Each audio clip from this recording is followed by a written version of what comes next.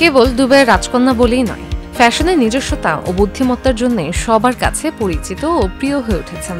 শেখ মাহরা নামেই বেশি পরিচিত। পুরো নাম শেখ মাহরা বিনতে মোহাম্মদ বিন রশিদ আল মাকতুম। বয়স হবে ৩০-এর কোটায়। সুনামের পাশাপাশি এরই মধ্যে বিপুল সম্পত্তির মালিকও হয়েছেন মাহরা। কত টাকার মালিক এ রাজকন্যা জানেন কি?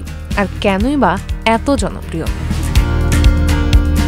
মাহরা সংযুক্ত আরব আমিরাতের উপরাষ্ট্রপতি, প্রধানমন্ত্রী এবং দুবাই আমিরাতের শাসক শেখ মোহাম্মদ বিন রশিদ আল মাকতুমের কন্যা। তার পরিবারের মোট সম্পদের পরিমাণ ১,৮০০ কোটি থেকে ২,০০০ কোটি মার্কিন ডলারের বেশি। রাজপরিবারের সন্তান হিসেবে উত্তরাধিকার সূত্রে তার সম্পদের পরিমাণ কত হতে পারে সহজেই অনুমান করা যায়। বিভিন্ন সূত্রমতেই মাহরার সম্পদের পরিমাণ প্রায় ৩০ কোটি থেকে ১৫০ কোটি মার্কিন ডলার। দুবাইয়ে জন্ম নিলেও ছোটবেলা থেকে ইংল্যান্ডে লেখাপড়া করেন মাহরা।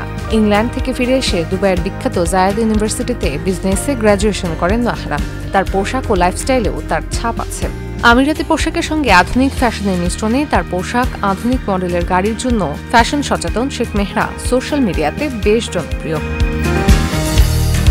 শেখ মাহরার আরেকটি প্রিয় শখ হর্স রাইডিং। মোট ১১টি ঘোড়া রয়েছে তার। এর মধ্যে সবথেকে দামি ঘোড়াটি নিলামে ক্রয় করেছিলেন, যার দাম ছিল $৩ মিলিয়ন বেশি। বর্তমান সময়ে শেখ মেহরা তার বাবার সঙ্গে কাজ করছেন দুবাইয়ের উন্নয়নের জন্য।